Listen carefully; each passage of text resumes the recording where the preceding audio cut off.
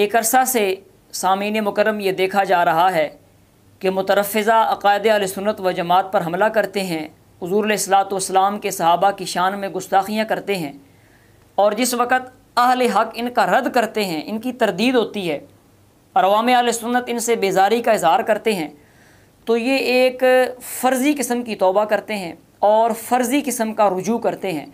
इनकी तौबा ऐसी तौबा होती है जिसमें ना एतराफ़ जुर्म और ना ही ये धंधा आइंदा ना करने का अज़्म बिल जज़्म होता है।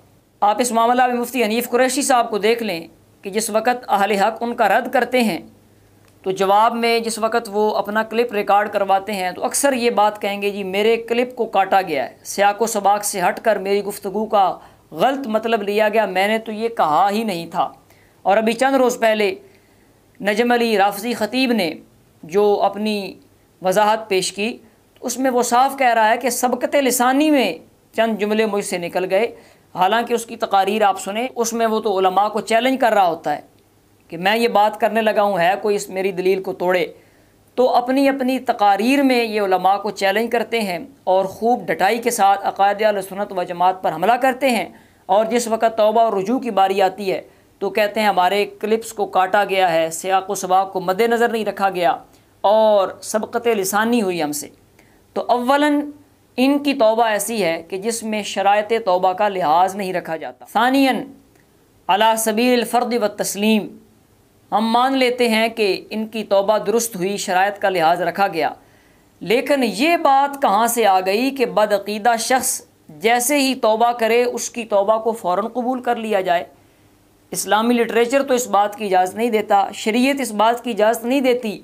बदअक़ीदा शख्स की तौबा अवामुन्नास में फ़ौरन काबिल कबूल नहीं होगी, बल्कि एक लंबे अरसा तक उसको परखा जाएगा, उसको देखा जाएगा।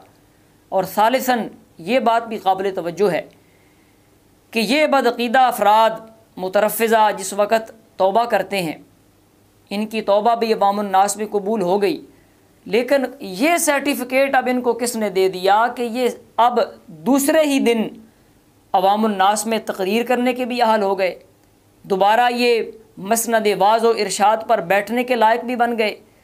कौन सी नहर में इन्होंने गोता लगाया और किस पानी से इन्होंने गुस्ल किया कि ये न सिर्फ ख़ुद पाक हुए बल्कि औरों को पाक करने वाले भी बन गए।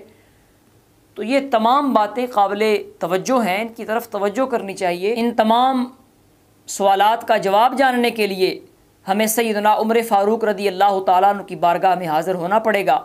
आपके दौरे मुबारक का ये वाक़या है, सुनन दारमी शरीफ में मौजूद है और आला हज़रत अलैहिर्रहमा ने फ़तावा रज़विया शरीफ की जिल्द नंबर 6 में भी इसको तफसील के साथ और मुतअद्दिद असनाद के साथ बयान फरमाया।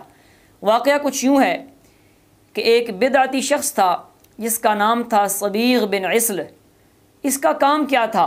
आयात मुतशाबिहात में बास करता था, उनमें गौर व फ़िक्र करता था और मुस्लिम अफवाज से इन आयात के मुतालिक तरह तरह के सवालात पूछता था और उनके अक़ायद को ख़राब करने की कोशिश करता था।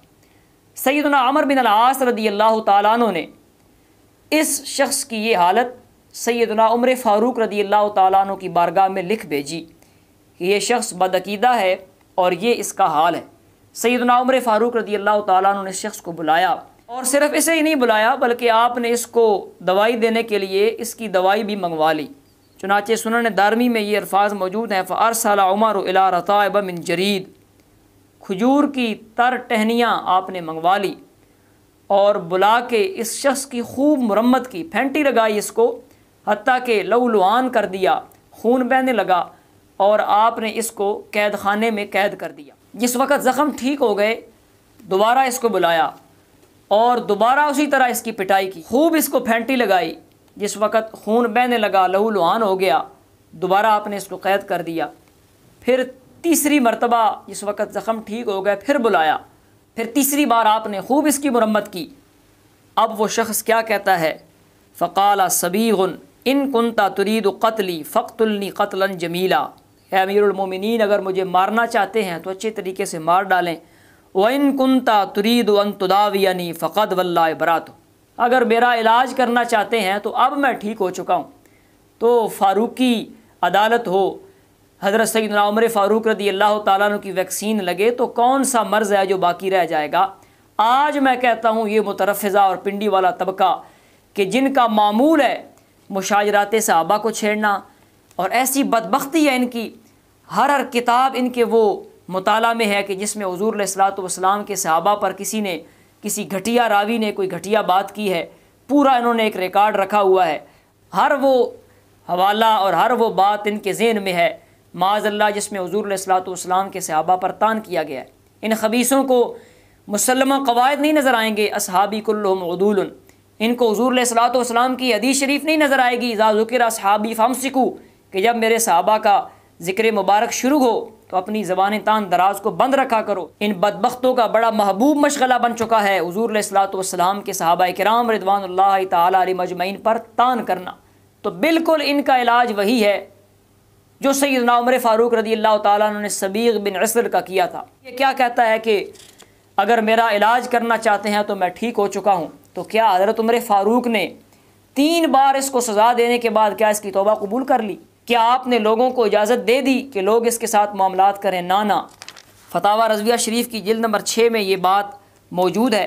اعلیٰ حضرت علیہ الرحمہ نے فرمایا امیر المومنین غیظ المنافقین امام العادلین سیدنا عمر فاروق رضی اللہ تعالیٰ عنہ نے جب صبیغ سے جس پر بوجہ باس متشابہات بد مذہبی کا اندیشہ تھا، اور یہ تو مترفزہ تو پکے مجرم ہے، وہاں اندیشہ تھا، بعد درب شدید توبہ لی۔ یہ ہے اسلامی حکومت کی برکات۔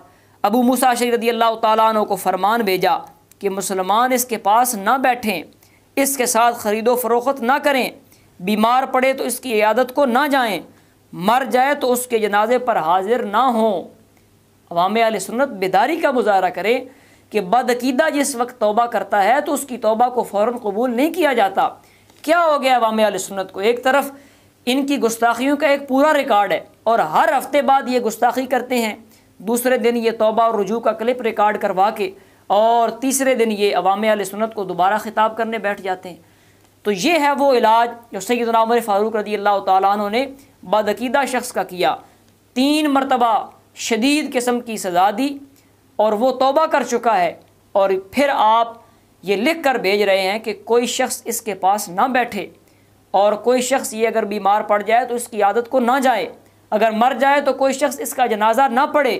بتعمیل حکم احکم ایک مدت تک یہ حال رہا، اگر 100 آدمی بیٹھے ہوتے اور وہ آتا تو سب جدا جدا ہو جاتے۔ جب ابو موسیٰ اشعری رضی اللہ تعالیٰ عنہ نے عرضی بھیجی کہ اب اس کا حال اچھا ہو گیا ہے، تو اس وقت آپ نے اجازت فرمائی کہ اب مسلمان اس کے ساتھ معاملات کر سکتے ہیں۔ لہٰذا عوام اہل سنت کو چاہیے کہ یہ مترفزہ پکے عادی مجرم ہو چکے ہیں، ان کو ایک لمبے عرصے تک آپ اپنی محفل میں نہ بلائیں۔ کیا دیگر ثقہ علماء ختم ہو گئے ہیں؟ کیا اور کوئی نعت خوان نہیں ہے؟ یہ کہ ان کی توبہ کا فی الفور اعتبار نہ کریں اور انہیں ایک لمبے عرصے تک ان کے حال پر چھوڑ دیا جائے۔ ابھی آپ دیکھیں، کل آج 23 تاریخ ہے، کل 24 تاریخ کو قادر آباد منڈی باؤدین میں ایک پروگرام ہو رہا ہے جس میں اکثر یہ تفصیقی ٹولہ آ رہا ہے، جن میں یہی نجم علی رافضی خطیب ہے اور یہ حاکم علی رافضی نعت خوان ہے، اور یہ جشن غدیر کی مبارک دینے والا افتخار رضوی نقیب محفل ہے، اور پھر وہ گستاخی پر مبنی کلام پڑھنے والا شہباز افریدی نبی آسرا کل جہان دا، جس پر مفتی منیب الرحمن صاحب کا فتویٰ آ چکا ہے، یہ سارا ٹولہ وہاں پہ آ رہا ہے۔ اب عوام اہل سنت کو چاہیے کہ ایسے لوگوں کا بائیکاٹ کریں، ان کو سننے مت جائیں، اور یہ بھی یاد رکھیں ان کو بلانے والے کوئی مخلص اہل سنت و جماعت نہیں، یا تو وہ جاہل ہیں یا وہ اندر سے اپنے عقیدے کے لحاظ سے خراب ہیں اور رافضیوں کے ساتھ ملے ہوئے ہیں اور اپنی محافل کو خراب کر رہے ہیں، اپنا بھی ایمان خراب کر رہے ہیں اور سامعین کا بھی ایمان خراب کر رہے ہیں۔ لہٰذا عوام اہل سنت سے گزارش ہے کہ کوئی بھی ایسے افراد کو سننے مت جائے۔ اس سے تو بہتر ہے اگر کوئی انٹرٹینمنٹ ہی کوئی چاہتا ہے تو وہ بندر کا ناچ دیکھ لے، کم از کم اس کا ایمان تو خراب نہیں ہوگا۔ ان کو آپ سنیں گے، ان کے بیانات سنیں گے یا ان کے کلام سنیں گے تو اس سننے والے کا کئی مرتبہ ایمان جو ہے وہ چلا جاتا ہے۔ لہٰذا عوام اہل سنت سے گزارش ہے کہ خدا را بیدار ہوں، اپنے آپ کو مترفزہ سے، تفضیلیوں تفسیقیوں سے بچا کے رکھیں۔ اللہ تبارک و تعالی اہل حق کے طریقہ پر چلنے کی توفیق عطا فرمائے۔